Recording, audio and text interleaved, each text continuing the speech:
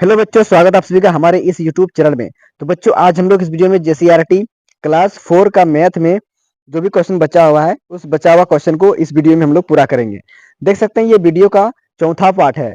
इससे पहले हम 3 वीडियो अपलोड कर दिए हैं। ठीक है, अगर आपने उन तीनों वीडियो को अभी तक नहीं देखे हैं तो आपको इसी वीडियो के डिस्क्रिप्शन में नीचे लिंक मिल जाएगा। लिंक को क्लिक करके आप देख सकते हैं। ठीक है, सभी वीडियो को एक एक करके। तो चलिए, ये पार्ट आपका 11 है। ठीक है, तो पार्ट 11 में जो भी क्वेश्चन बचा हुआ है उसको हम लोग पूरा करते हैं। अब आगे हम लोग पढ़ेंगे त्रिभुज के बारे में, ट्रायंगल के बारे में। ठीक है, तो यहाँ पर आप देख सकते हैं 3 भुजाओं से घिरे बंद आकृति को त्रिभुज कहते हैं। इस तरीके से एक भुजा, दो भुजा, तीन भुजा, 3 भुजा से घिरा हुआ बंद आकृति को क्या कहेंगे? त्रिभुज कहेंगे। ठीक है, जिसका 3 भुजा हो। तो यहाँ पर आप इसको अच्छे से देख लीजिए, ए बी सी, इस तरीके से ये क्या है? एक त्रिभुज है जो कि इधर 4 सेंटीमीटर है, इधर 6 सेंटीमीटर और इधर 8 सेंटीमीटर है। ठीक है, इसका लंबाई दिया हुआ है, दूरी दिया हुआ है। ठीक है, हर एक भुजा का। तो यहाँ पर आप इसको अच्छे से देख लीजिएगा। इसमें क्या कर रहा है, देखिए ए बी सी एक त्रिभुज है जिसके भुजाओं की लंबाई माप क्रमशः ए बी बराबर 4 सेंटीमीटर, बी सी बराबर 8 सेंटीमीटर तथा ए सी बराबर 6 सेंटीमीटर यहाँ पर इस चित्र के अनुसार दिया हुआ है। तो अब यहाँ पर आगे देख सकते हैं, त्रिभुज की परिमाप बराबर A B plus B C plus A C बराबर यहाँ पर देखिए 4 centimetre plus 8 centimetre plus 6 centimetre, सबको जोड़ने पर हो जाएगा 18 सेंटीमीटर। तो देखिए त्रिभुज का परिमाप कैसे निकालिएगा? तो तीनों साइड का जो भुजा है उसको क्या करिएगा? जोड़ना होगा। ठीक है, जोड़ के निकाल लेना है ना? सबको जोड़ दिया है तो 18 सेंटीमीटर आ गया इस त्रिभुज का परिमाप। ठीक है, चलिए यहाँ पर आगे देखिए कह रहा है कि अब कीजिए दिए गए त्रिभुज एबीसी की परिमाप ज्ञात कीजिए। एक त्रिभुज दिया है जिसका परिमाप आपको निकालना है। तो चलिए निकालते हैं। यहाँ पर देख सकते हैं इधर 8 सेंटीमीटर है ए बी का वैल्यू, और इधर बीसी, बीसी मतलब यहाँ से यहाँ तक बीसी हुआ, तो इसका वैल्यू दिखे दिया हुआ है 16 सेंटीमीटर। और इधर देखिए 10 सेंटीमीटर दिया हुआ है एसी का दूरी, लंबाई। ठीक है, जो भी बोलिए, लंबाई बोलिए या फिर दूरी बोलिए। तो इसको क्या करेंगे, यहाँ पर ऐसे लिखेंगे, परिमाप त्रिभुज लिख लेते हैं पहले त्रिभुज का नाम। तो ऐसे लिखिए त्रिभुज ए बी सी का परिमाप, परिमाप इस तरीके से अच्छे से आप अपना कॉपी में लिख लीजिएगा, बराबर दीजिएगा। उसके बाद देखिए A B plus B C plus last में ए सी बोलिए या फिर सी ए बोलिए, बात बराबर है। ठीक है, तो देखिए ए बी का वैल्यू कितना दिया हुआ है? 8 सेंटीमीटर दिया हुआ है। ठीक है, सेंटीमीटर लिखिए हिंदी में, हम यहाँ पर इंग्लिश में लिख रहे हैं, कोई दिक्कत नहीं। ठीक है, प्लस देना है। उसके बाद देखिए बी सी का वैल्यू 16 सेंटीमीटर है, 16 लिखते हैं। ठीक है, उसके बाद प्लस ए सी का वैल्यू कितना है? 10 सेंटीमीटर। तो यहाँ पर हम 10 लिख देते हैं, 10 सेंटीमीटर। ठीक है, यहाँ पर नहीं हट रहा है, नीचे लिख देते हैं सेंटीमीटर। अब इसको आपस में क्या करेंगे? जोड़ेंगे। 8 और इधर 16, 24, 24 और 10 जोड़िएगा तो 34 हो जाएगा। 34 सेंटीमीटर हिंदी में लिख देते हैं अब, 34 सेंटीमीटर हो जाएगा इस क्वेश्चन का आंसर। इस तरीके से आप लिख लीजिएगा। ठीक है, तो आप इसको अच्छे से देख लीजिए, नोट कर लीजिए अपना कॉपी में। ठीक है, अब हम लोग बढ़ेंगे अगला क्वेश्चन की ओर। अगर आपको समझने में कहीं दिक्कत होता है तो कमेंट करिएगा। ठीक है, यहाँ पर हो सकता है कि आपको अच्छे से समझ में नहीं आ रहा होगा। यहाँ पर आगे फिर कह रहा है कि अब कीजिए नीचे दिए गए त्रिभुजों की भुजाओं को माप कर उनकी परिमाप ज्ञात कीजिए। तो यहाँ पर जो है ना त्रिभुज दिया हुआ है। ठीक है, तो इसको क्या करना है? पहले मापना होगा आपको। ठीक है, कि यहाँ से यहाँ कितना दूरी है, यहाँ से यहाँ कितना दूरी है, यहाँ से यहाँ कितना दूरी है, माप लीजिएगा। उसके बाद तीनों साइड को ऐड करने के बाद, जोड़ देने के बाद यहाँ पर आपको लिख देना है बॉक्स में। ठीक है, अपना कॉपी में फिगर बना लीजिए और सबको इस तरीके से अलग अलग माप का यहाँ पर वैल्यू डाल दीजिए, मान डाल दीजिए और सबको जोड़ के यहाँ पर इस बॉक्स में भर दीजिए जोड़ने के बाद। तो चलिए बच्चों, यहाँ पर देख सकते हैं आप क्वेश्चन को मैंने कॉपी में उतार लिया है। ठीक है, यहाँ पर मैं आपको अच्छे से समझाने का प्रयास करता हूँ। ठीक है, देखिए ये है 2 नंबर का क्वेश्चन। इसमें कहता है नीचे दिए गए त्रिभुजों की भुजाओं को माप कर, मतलब सबको नाप लेना है। ठीक है, उनकी परिमाप ज्ञात कीजिए। तो एक एक करके हम लोग बनाएंगे। यहाँ पर देख सकते हैं जिस तरह किताब में पहले से फिगर बना हुआ है, उस तरह से फिगर मैंने यहाँ पर कॉपी में उतार लिया है। ठीक है, तो आपको क्या करना है? आपको स्केल ले लेना है। ठीक है, और नापना है। तो चलिए यहाँ पर नापते हैं। पहले हम नापते हैं ए बी को। ठीक है, देखिए यहाँ से यहाँ तक जो है ना, ये जो दूरी है ये ए बी का दूरी है, मतलब ए बी भुजा का। तो पहले ए बी को यहाँ पर नापते हैं। देखिए यहाँ पर 0 लिखा हुआ है, स्केल में रहता है। इधर देखिए 1 2 3 4 इस तरीके से लिखा हुआ रहता है स्केल में। तो यहाँ पर 0 के पास ए बिंदु को रखिएगा, ठीक है। ए बिंदु में 0 को रखिए, उसके बाद देखिए कहाँ तक जा रहा है, तो देखिए 4 तक आ रहा है। इसका मतलब यहाँ से यहाँ तक 4 सेंटीमीटर है, ठीक है। तो यहाँ पर हम ऐसे लिख सकते हैं, त्रिभुज त्रिभुज इसका नाम देखिए, इस त्रिभुज का क्या नाम है, ए बी सी, ठीक है। त्रिभुज ए बी सी का क्या निकाल रहे हैं, परिमाप निकालने का रहा है। तो त्रिभुज ए बी सी का परिमाप परिमाप बराबर कैसे लिखेंगे, पहले इस त्रिभुज का नाम लिखेंगे ए बी, ठीक है। इस साइड का हुआ इस भुजा का नाम, अब इस भुजा का क्या नाम है, बी सी। तो A B plus B C plus यहाँ से यहाँ बी सी हो गया। अब यहाँ से यहाँ सी ए बोलिए या फिर ए सी बोलिए, ठीक है, दोनों चलेगा, ए सी, ठीक है। इस तरीके से लिख लेना है। अब क्या करना है, ए बी को नाप के देखना है। तो ए बी को भी हम नापे तो कितना आया, देखिए 4 सेंटीमीटर आ रहा है। तो यहाँ पर लिखेंगे 4 सेंटीमीटर। यहाँ पर भी आप लिख सकते हैं 4 सेंटीमीटर, कोई दिक्कत नहीं। अब बी सी को नापते हैं। तो देखिए यहाँ पर 0 पर रखते हैं बी बिंदु पर, और इधर देखिए 6, यहाँ पर 6 है, 6 पर आ रहा है, इसका मतलब ये 6 सेंटीमीटर है। तो यहाँ पर लिख देते हैं 6 सेंटीमीटर। यहाँ पर प्लस करेंगे, बी सी का वैल्यू कितना आया, 6 सेंटीमीटर, या 6 सेंटीमीटर। अब प्लस करेंगे, अब ए सी को नापेंगे, ठीक है। तो यहाँ पर ए बिंदु पर 0 आएगा, और इधर देखते हैं कहाँ तक जा रहा है, कितनी दूरी हो रहा है, 5 सेंटीमीटर आ रहा है, ठीक है। देख सकते हैं यहाँ पर 5, तो यहाँ पर लिख देंगे 5 सेंटीमीटर। तो यहाँ पर भी लिखिए 5 सेंटीमीटर, ठीक है। अब क्या करिए, जोड़िए इसको। त्रिभुज में तीनों भुजा को क्या करते हैं, जोड़ते हैं। तो क्या निकलता है, परिमाप। यहाँ पर देखिए 4 6 जोड़िएगा तो 10 हो जाएगा, ठीक है। 10 और 5 15, तो 15 आ गया सेंटीमीटर। ये हो गया आंसर। बस इतना ही करना है। इस तरीके से अच्छे से अपना कॉपी में चित्र को भी बना लीजिए, और इस तरीके से हल भी कर लीजिए, त्रिभुज का परिमाप निकाल लीजिए।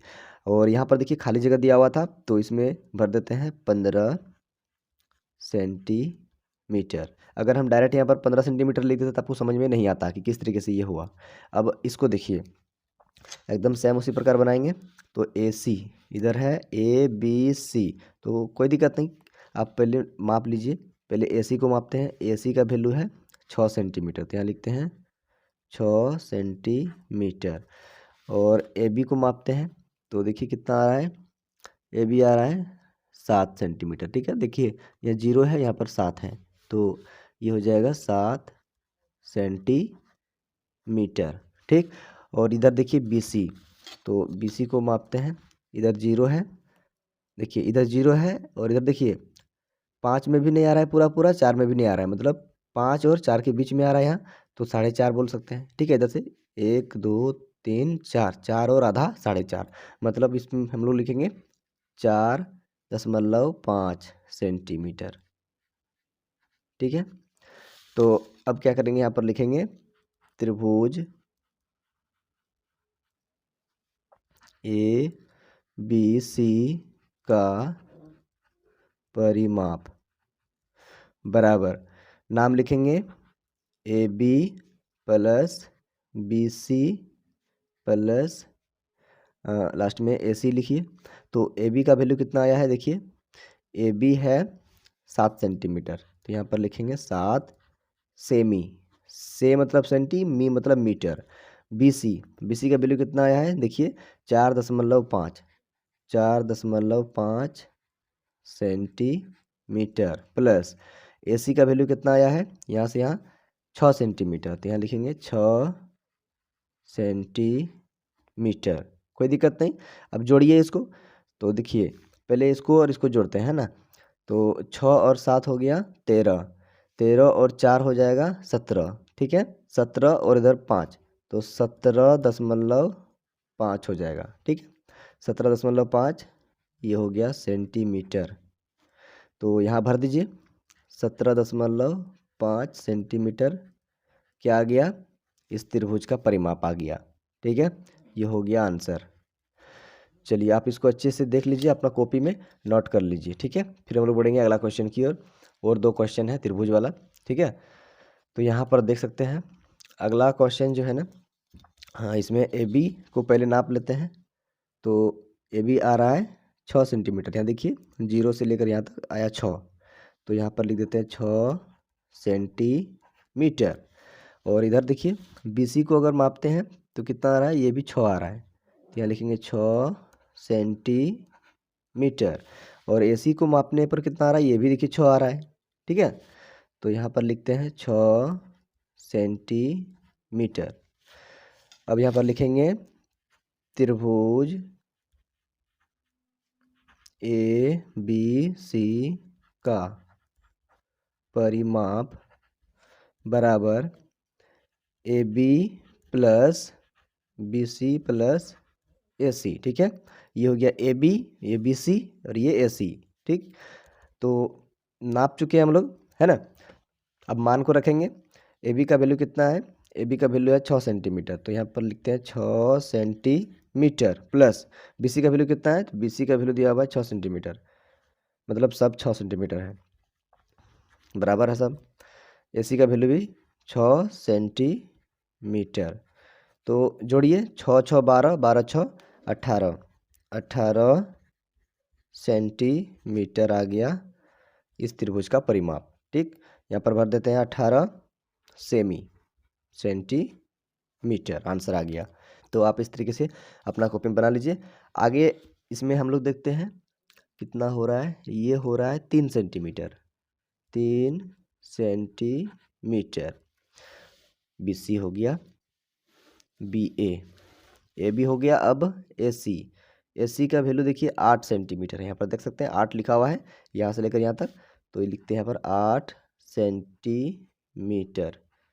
इंग्लिश में लिखा था CM, इसीलिए सी लिखा गया पहले। ये से है, ठीक है। इसको नापते हैं BC को। देखिए यहाँ पर देखिए 9 है, यहाँ पर देखिए 8 है और बीच में आ रहा है, इसका मतलब 8.5, ठीक है।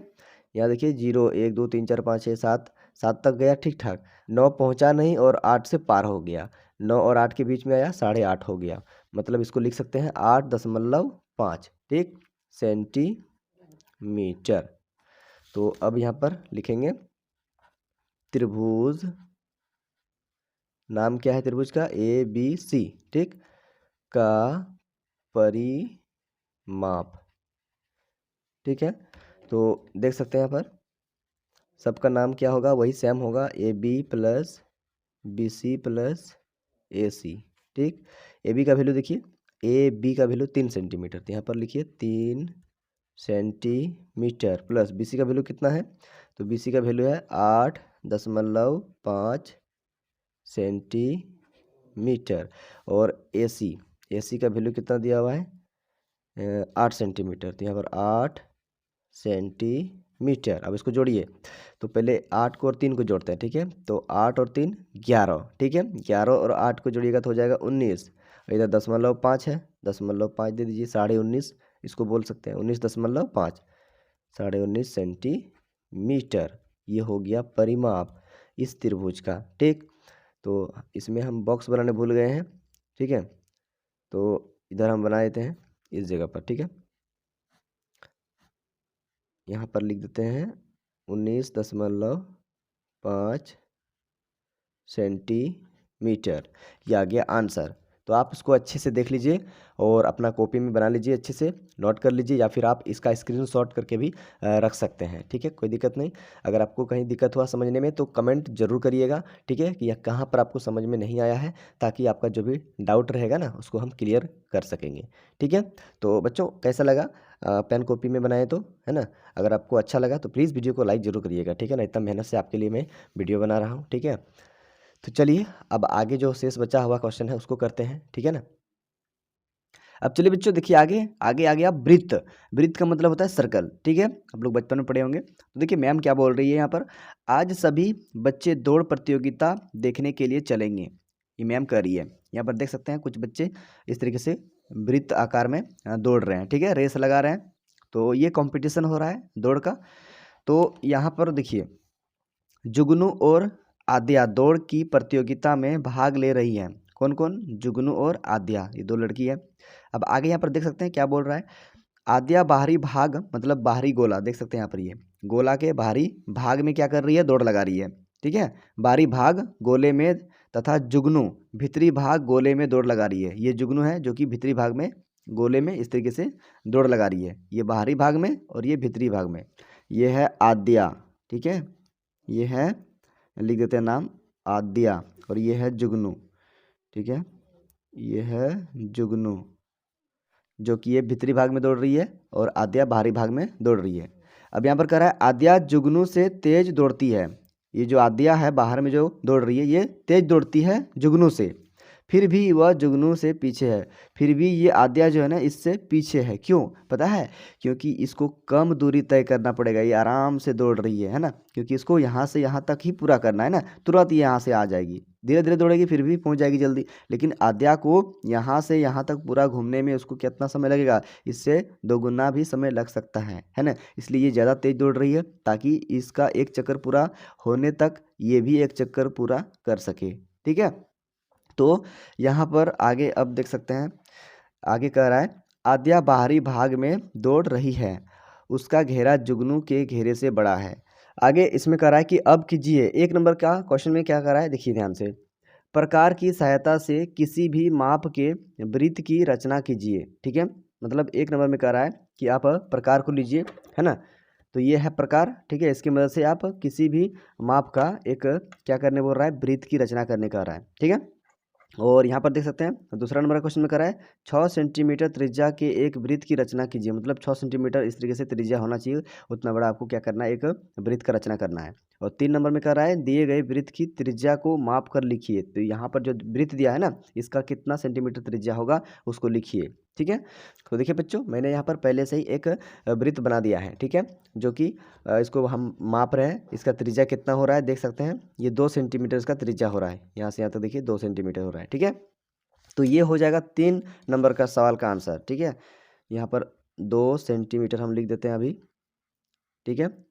1 नंबर का क्वेश्चन में कह रहा है प्रकार की सहायता से क्या करना है? एक वृत्त का रचना करना है, तो चलिए यहाँ पर हम एक वृत्त बना देते हैं, ठीक है।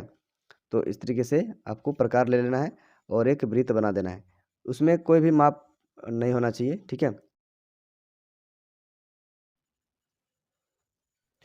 तो यहाँ पर आप देख सकते हैं मैंने एक वृत्त बना दिया है, ठीक है ना। तो इसमें आप यहाँ पर त्रिज्या दे भी सकते हैं नहीं भी दे सकते हैं, ठीक है। तो चलिए यहाँ पर हम त्रिज्या दे देते हैं अपने से, ठीक है। चलिए ये हो गया, ये आपका 1 नंबर का क्वेश्चन का आंसर हो गया, ठीक है। 1 नंबर में इस तरीके से कोई भी माप का आप एक वृत्त बना लीजिए। अब 2 नंबर, तो 2 नंबर में देख सकते हैं कह रहा है 6 सेंटीमीटर त्रिज्या के एक वृत्त की रचना कीजिए। तो 6 सेंटीमीटर पहले क्या करना होगा? इस तरीके से यहाँ 0 पर रखना होगा प्रकार का नोक, और उसके बाद पेंसिल का नोक को 6 तक लेके जाना है, ठीक है। तो यहाँ पर देख सकते हैं इतना बड़ा पहले आपको नाप लेना है इस तरीके से, ये त्रिज्या हो गया, ठीक है, 6 सेंटीमीटर वाला त्रिज्या। अब इसी नाप पर आपको क्या करना है? एक यहाँ पर वृत्त बनाना है, ठीक है। तो देखिए काफ़ी बड़ा ये वृत्त बनने वाला है, ठीक है। तो इस तरीके से आपको क्या करना है? एक वृत्त बना लेना है, ठीक है। तो देखिए बच्चों इस तरीके से ये वृत्त बन गया है जो कि 6 सेंटीमीटर इसका त्रिज्या होने वाला है। तो चलिए यहाँ पर देख लेते हैं 6 सेंटीमीटर त्रिज्या हो रहा है या फिर नहीं हो रहा है, ठीक है। तो यहाँ से इसको हम माप रहे हैं, तो देख सकते हैं 6 सेंटीमीटर त्रिज्या इसका पूरा हो रहा है, ठीक है। तो यहाँ से इसको हम इस तरीके से त्रिज्या खींच देते हैं, ठीक। देखिए यहाँ से यहाँ तक 6 सेंटीमीटर हुआ, तो यहाँ पर लिख देते हैं 6 सेंटीमीटर, ठीक है।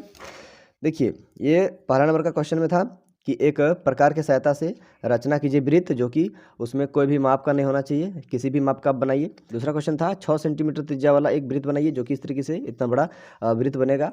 और तीसरा क्वेश्चन कर रहा था दिए गए वृत्त की त्रिज्या को माप कर लिखिए, तो यहाँ पर हम पहले ही तीसरा क्वेश्चन को बता दिए हैं, ठीक है। इस तरीके से एक वृत्त मैंने पहले बना लिया था, तो उसको मापने पर कितना सेंटीमीटर आया त्रिज्या इसका? 2 सेंटीमीटर आया। तो इस तरीके से आप देख लीजिए अपना कॉपी में इस तरीके से बना लीजिए, ठीक है। इस तरीके से सारा क्वेश्चन को हल कर दिए हैं, ठीक है। चलिए अब बढ़ते हैं अगला क्वेश्चन की ओर। अब देखिए बच्चों आगे जो है ना यहाँ पर कह रहा है कि ठोस वस्तु के त्रिआयामी आकृतियों का नेट आइए करें। यहाँ पर देख सकते हैं एक चौक का डब्बा लीजिए, इसे खोलकर फैला दीजिए जैसा कि इस चित्र में दिखाया गया है। यह चौक के डब्बे का नेट हुआ। मतलब यहाँ पर एक चौक का डब्बा इस तरीके से लीजिएगा, उसको खोल दीजिएगा। खोलने के बाद जो दिखेगा, यहाँ पर देख सकते हैं, आपने देखा होगा जो मिठाई का डब्बा होता है उसको आप खोले होंगे जरूर, ठीक है। तो जब खोलिएगा ना मिठाई का डब्बा, तो कुछ इस प्रकार से दिखाई देगा आपको, ठीक है। ये लड़का कह रहा है ये तो घन का नेट है। मतलब यहाँ पर आप देख सकते हैं ये घन का नेट है। मतलब खुलने के बाद इस प्रकार से दिखाई देगा। पूरा खोल दीजिएगा तो इस प्रकार से दिखाई देगा। तो ये किसका नेट है? तो घन का नेट है, ठीक है। यहाँ पर देख सकते हैं पहले ये इस आकृति में था, ठोस आकृति में। अब इसको खोल देने के बाद आपको कुछ इस प्रकार से दिखाई देगा। अब कीजिए, आपके घर में विभिन्न सामग्रियों के डब्बे होंगे, मतलब अलग अलग सामान का डब्बा होगा, ठीक है। जैसे बोल सकते हैं माचिस का डब्बा, टूथपेस्ट का डब्बा, मिठाई का डब्बा इत्यादि। इन्हें खोलिए और प्राप्त आकृतियों को अपनी कॉपी पर बनाइए। तो डब्बा को खोल खोल कर इस प्रकार से आकृति आपको कॉपी में बनाना है, ठीक है। तो चलिए अब आगे यहाँ पर देख सकते हैं, यहाँ पर कुछ ठोस आकृतियाँ का नेट दिया हुआ है। देखिए ठोस आकृतियों के नेट, ये ठोस आकृतियाँ हैं ये सब, ठीक है। और इधर दिया हुआ है ठोस आकृतियों के नेट। मतलब अगर आप इस आकृति को खोलिएगा पूरा तो आपको कुछ इस प्रकार से दिखाई देगा, ठीक है। ये घन का आकृति है, इसको खोलने पर इस तरीके से नेट दिखाई देगा। और ये है आपका घनाभ, ठीक है। तो इसको खोलने पर इस प्रकार से दिखाई देगा। उसके बाद देखिए ये है शंकु, तो शंकु को खोलने पर इस प्रकार से दिखाई देगा। ये गोल कहाँ से आया? तो ये वाला भाग है, ठीक है। ये गोल है, ठीक है। यहाँ नहीं दिख रहा है पूरा गोल, लेकिन ये वाला क्या है? गोल वाला भाग है। इसको जब आप रियल में देखिएगा ना तो इसी तरीके से आपको गोल वृत्त टाइप का मिलेगा शेप, ठीक है। अब यहाँ पर देख सकते हैं ये है सिलेंडर, ठीक है। इधर पीछे वाला गोल जो है ना छुप गया है, इधर आगे वाला गोल दिख रहा है ना, ये वृत्त दिख रहा है। तो दो गो वृत्त है इसमें। तो देखिए यहाँ पर एक वृत्त, एक यहाँ वृत्त, और ये जो मुड़ा हुआ रहता है ये वाला भाग है, ठीक है। इसको फोल्ड करिएगा, मोड़िएगा तो इस प्रकार से आपको खुलने पर दिखाई देगा ये वाला बेलनाकार आकृति, ठीक है। ये ठोस आकृति है। तो बस इस तरीके से आपको 3D आकृति को समझना था इसमें। चलिए आगे बढ़ते हैं। अब यहाँ पर आगे देख सकते हैं 10 ग्राम से आकृति बनाइए। इस तरीके से कुछ टुकड़ा रहेगा, इससे कुछ आकृति आपको बनाने के लिए कहेगा, जो कि यहाँ पर देख सकते हैं कुछ इस प्रकार से आकृतियाँ बना हुआ है। जैसे यहाँ पर देखिए ये बिल्ली टाइप का दिख रहा है ना, ये घोड़ा टाइप का दिख रहा है, और यहाँ देख सकते हैं ये कुछ बकरी टाइप का दिख रहा है, ये घर टाइप का दिख रहा है ना। तो इस तरीके से 10 ग्राम की मदद से कुछ आकृति बनाने का प्रयास करने के लिए कह रहा है, ठीक है। तो आप बना लीजिएगा, ट्राई कर लीजिएगा। अभी हम आगे बढ़ते हैं। देखिए वो सब उतना इंपॉर्टेंट है नहीं। एक कार्डबोर्ड पर भालू का चित्र बनाइए, उसे कई टुकड़ों में काटकर अलग कर लीजिए एवं टुकड़ों पर संख्या लिखिए। मतलब इस तरीके से भालू बना लीजिए, उसको बहुत सारे टुकड़ा में इस तरीके से कट कर लीजिए। काटने के बाद यहाँ पर आपको क्वेश्चन देखिए इसमें कुछ कह रहा है, चौकोर टुकड़ों की संख्या। तो यहाँ पर देखिए इसको कितना टुकड़ों में बांटा गया है, यहाँ पर नंबर लिख दिया गया है चौकोर में। देखिए ये 1, ये 2, ये 3, मतलब तीसरा टुकड़ा, ये चौथा टुकड़ा है, ये पांचवा टुकड़ा है, और ये छठा टुकड़ा है। तो 6 टुकड़ा किया गया है इस भालू को, ठीक है। तो देख सकते हैं यहाँ पर चौकोर टुकड़ों की संख्या कितना है। तो 4 कोना वाला देख सकते हैं यहाँ पर, ये हो गया 4 कोना वाला, और ये हो गया 4 कोना वाला, और ये हो गया 4 कोना वाला। तो कितना हो गया? 1, यहाँ ऊपर में 1, यहाँ पर एक 2, और यहाँ पर एक 3। तो चौकोर टुकड़ों की संख्या कितना है? 3 है, ठीक है। आगे कह रहा है 3 कोण टुकड़ों की संख्या, मतलब 3 कोना वाला। तो देखिए 3 कोना वाला एगो यहाँ पर है, एगो यहाँ पर है, ठीक है, 2 गो हुआ, और एगो यहाँ पर है, 3 गो हुआ टोटल। तो 3 यहाँ पर इसमें भी लिख देंगे 3, तो टोटल 3 3 6 टुकड़ा हो गया। टुकड़ों को जोड़कर फिर से भालू के चित्र को पूरा कीजिए, है ना। फिर से कह रहा है इन टुकड़ों को आपस में जोड़िए और फिर से भालू को पूरा कीजिए। तो इस तरीके से आपका 11वां पार्ट जो है ना समाप्त होता है। इतना ही सारा चीज़ था। उम्मीद करते हैं कि आपको अच्छे से सारा क्वेश्चन समझ में आ गया होगा, ठीक है। अगर आपको ये वीडियो अच्छा लगा प्लीज़ वीडियो को लाइक करके चैनल को जरूर सब्सक्राइब कर लीजिएगा, ताकि आने वाला जो भी वीडियो होगा आपको समय पर पहुंच सके, ठीक है। तो चलिए बच्चों, मिलते हैं नेक्स्ट वीडियो में अगला पार्ट का क्वेश्चन आंसर को लेकर। तब तक के लिए bye, thank you for watching this video.